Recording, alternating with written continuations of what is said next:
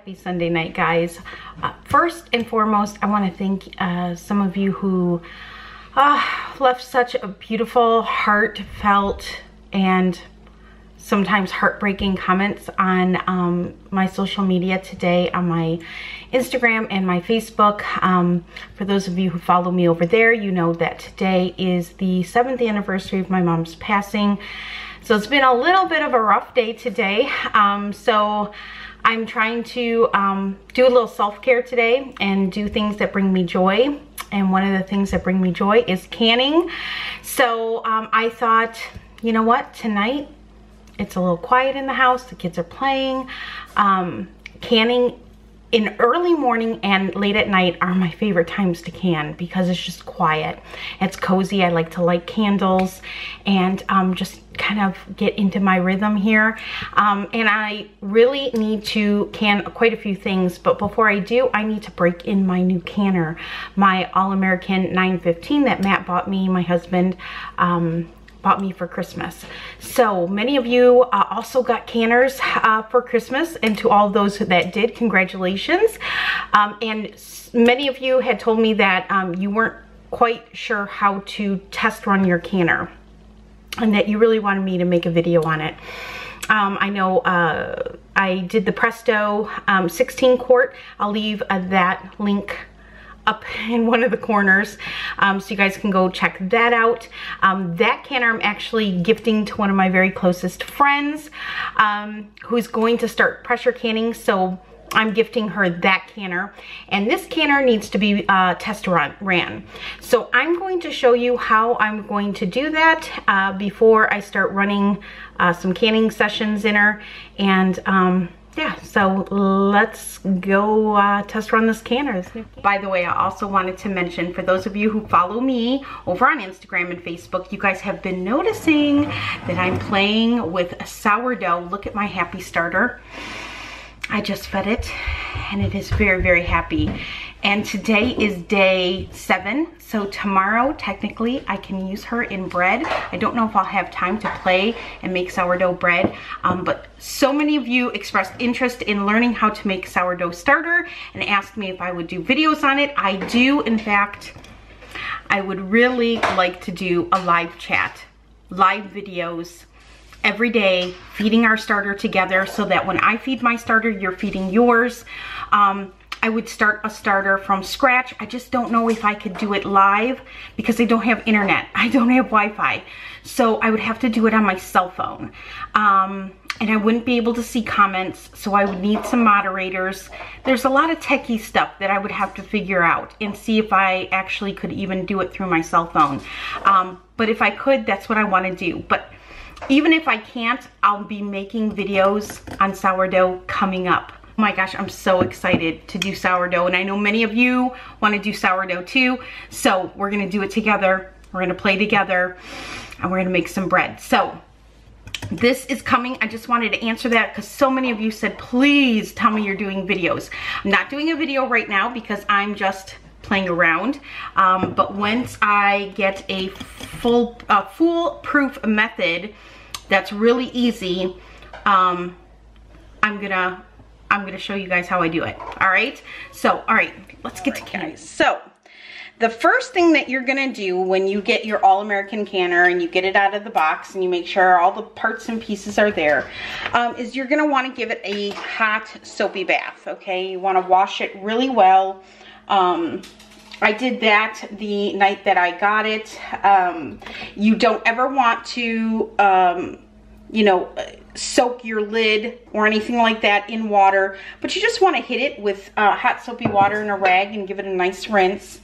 So once you do that, you're going to go ahead and you're going to put your rack in.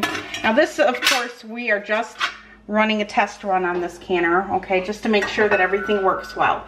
But before you run a test run, you've got to prep it first. So I prep my canner with petroleum jelly. I have used multiple different things. I've tried lard, I've tried olive oil, I've tried vegetable oil. I have tried many different products. Petroleum jelly works the best in my opinion. You are not putting it anywhere where your food is going to be. Your food's going to be in jars anyway. but it's not going to hit any of the water or anything that's going on in your canner.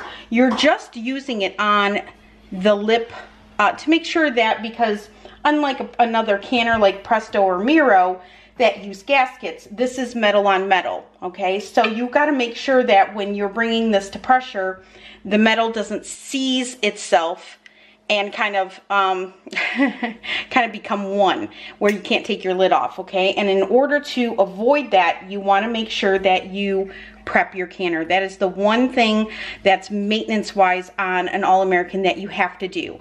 Now, I do not prep my canner every single time I do a canning session, but I prep my canner probably every third or fourth time.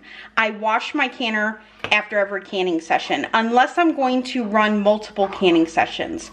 If I'm going to do 2 loads of beans in a day, I don't take it to the canner and wash it all out. I don't do that. I open up my canner, I remove the product, I add 3 inches of water, make sure 3 inches of water, I run my canner again.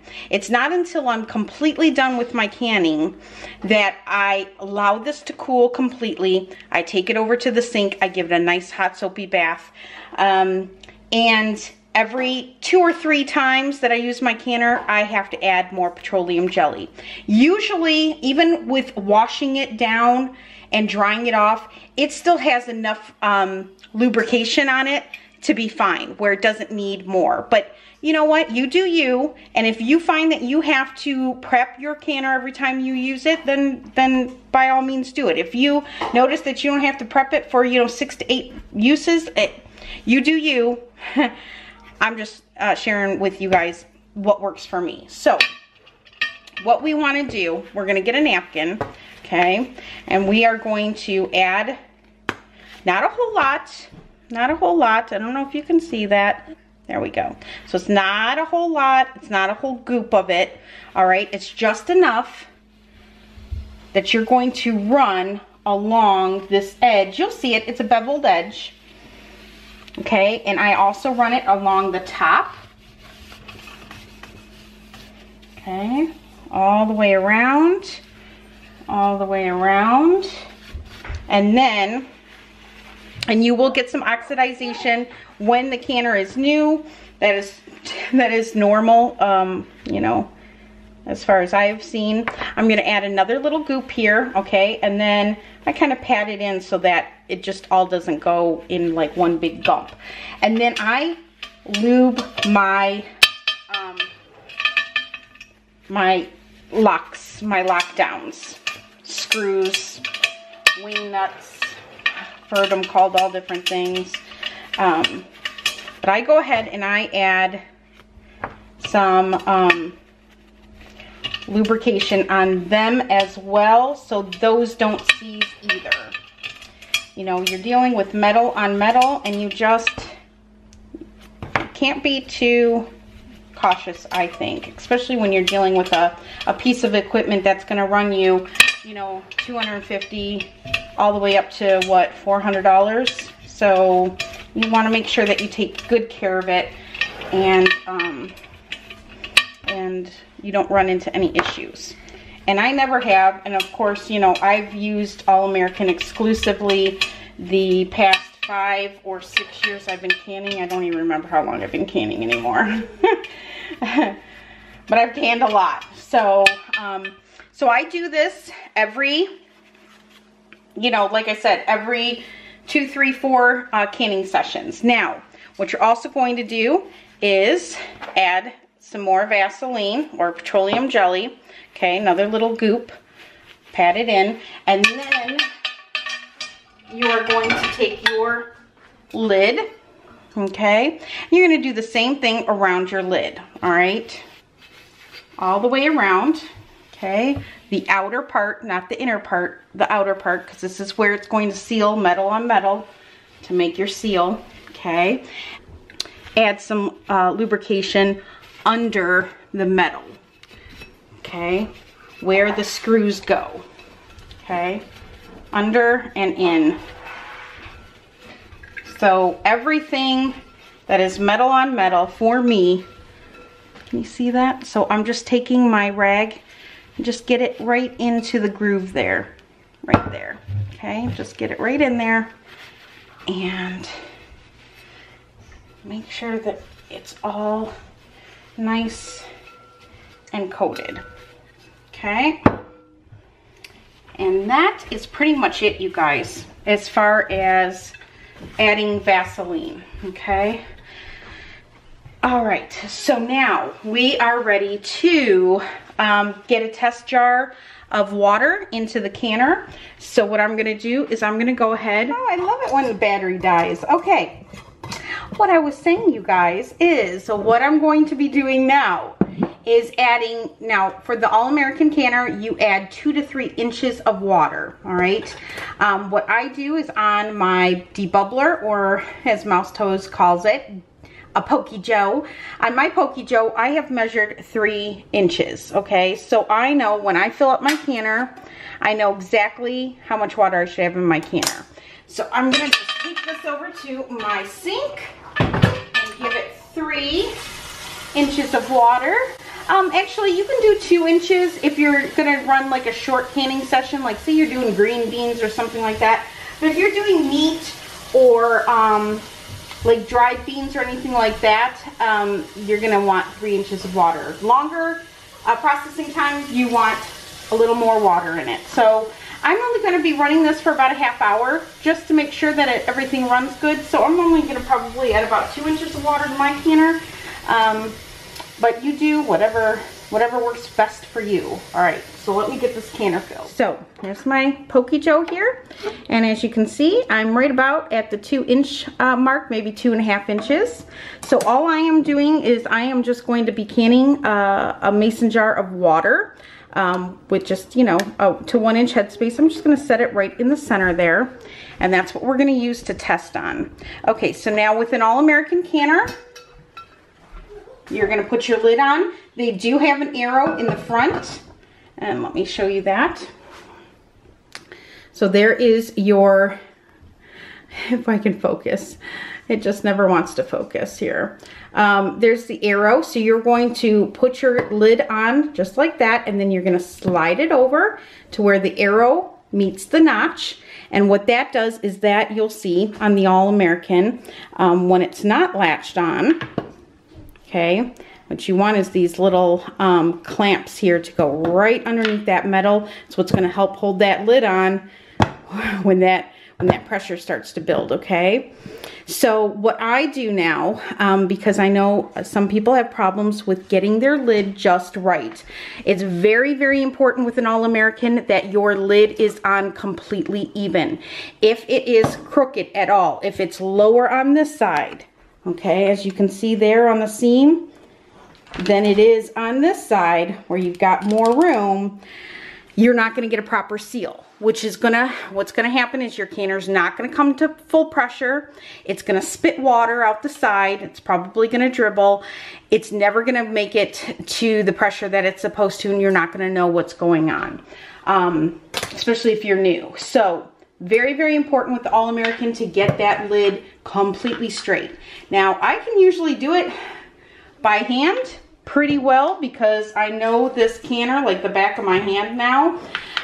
But I'm gonna show you a little trick that has worked for me, and that is, again, using your debubbler or your Pokey Joe. And if you go around, okay, and you make sure that your Pokey Joe goes underneath all of them, you can kind of, if you come around and you find that one side's a little bit too tight, all you have to do is slide that Pokey Joe in and just kick it up just a little bit. See that? So this works, especially if you're not used to adjusting an All-American lid. Honestly, for me, it is easier to use my hands and to feel it. So you want to, what you also want to do is you want to come down to eye level. So come down, look at your canner all the way around. You want to eyeball it all the way around so that it looks good, it looks even. Once you get your lid even, it is very important on an All-American that you work on opposites, okay? So you're not going to want to start screwing all one side together and then screwing the back, okay? you work in opposite sides. So if you're gonna start with this side, you're gonna go to the opposite side over here. Okay, you're gonna get these wing nuts. Just crank down loose, just very, very loose, just till they hit. Hopefully you guys are seeing that. I should lift this screen up. Just so that it fits on there barely, okay? Then you're gonna go to the other opposites. Same thing, you're just gonna barely touch those screw nuts till they touch the metal, okay? Then we're gonna do the front and the back, barely, okay? So it's all loose. What you don't wanna do is you don't wanna start cranking it down right away because you're gonna tilt your lid, all right? It's important we keep it nice and straight. Then it's one crank, one crank. So we're cranking all evenly on our lid, okay? So once you give it one crank, okay, hopefully you guys can see that. We're gonna go around and do it again. Crank, crank, crank, okay? Crank, crank. This time you're doing them tight, crank. And you want to go around until there's no more give on any of these wing nuts. And it's nice and tight, okay? By the time you're done cranking them all down, it doesn't matter, just go around and test them all, okay? Then you got that down tight because you know, this is a bomb, man. You get this fully pressurized, you know, so one of the reasons why people really fear pressure canning is because this could explode. And you hear these nightmare scenarios that have happened to people where, you know, pressure cookers explode. It's usually not a pressure canner, it's usually a cooker, but it happened to my girlfriend Julie a long time ago when I was in high school, and she got really hurt. So really want to be careful. And as long as you are doing everything appropriately, this thing, the All-American canner, is the safest canner on the market, okay? And just, it's a beautiful piece of equipment. It is foolproof. As long as you're doing it right, you're gonna be good to go, all right? So now that we've got our canner lid locked down, we're gonna go ahead and you're gonna make sure that it's on your stovetop, right over the burner, nice and even, and then we're gonna turn it on. Now, depending, you know, on how high your burner is, I have a 21,000 BTU burner on this, so I don't ever crank it full blast. I turn mine on medium high, and I let it come up from there. So what I'm gonna do is I'm going to, now it's on the flame, I'm gonna let this come up to pressure. This is gonna start venting out of the vent pipe right here, okay? Once we start seeing steam come out, we know we're close. What you wanna see is a steady stream coming out of this vent pipe. So you don't want bursts, you don't want little poofs. You want a nice, steady, strong steam. Once we get there, we will set our timer for 10 minutes and we let this vent for 10 minutes. Extremely important part of the canning process. All of these parts are extremely important in the canning process, okay? So we're gonna vent that for 10 minutes. When I get to venting that, I will show you what that looks like. It's starting to steam, a nice steady stream. And you can see where my gauge is. I'm gonna go ahead and set this for 10 minutes. And then what I'm looking for as I'm testing my canner, I'm looking for any leaks, any kind of bubbling, seeping, anything coming out of that seal all the way around, and it's looking beautiful. I'm making sure that, of course, the vent pipe is working, my gauge is working. Kind of stand back and watch it, make sure that it's all in working order. In 10 minutes, I will bring you back, and we're gonna put the weight up on it, and then we're gonna get this up to pressure. I can at 10 to 11 psi, and yeah. So in 10 minutes, I'll bring you back. We'll put that weight on. So our timer is up, so I'm gonna go ahead and shut that off, and now we're gonna go ahead and put our weight on. So on an All-American It'll tell you your different weights.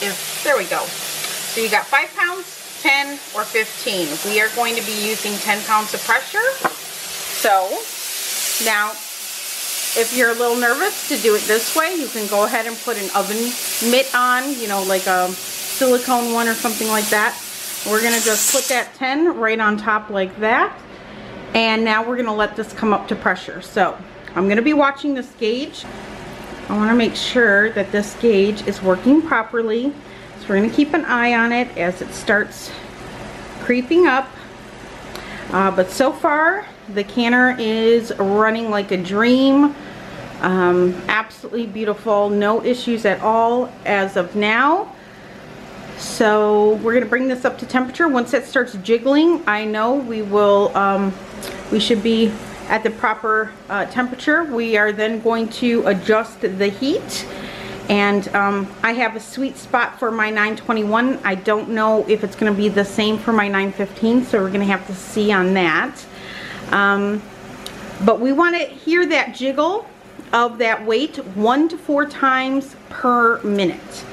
Anything more than that, it's too much pressure. Anything less than that, it's not enough pressure. So combination of that weight jiggling along with keeping an eye on our gauge. Here we go, here we go. Come on, little jiggle. Come on. All right, as you see, she's starting to jiggle, just starting. And if you look at our gauge, we are at 10 pounds of pressure, creeping up to 11. So there we go. All right, so now I'm gonna go ahead and I'm adjusting mine down to a medium. That's where my 921 likes to sit. I'm not sure how my 915 is gonna like it, but we're gonna test it. And we're gonna keep an eye on that gauge. Beautiful. Gauge is holding steady.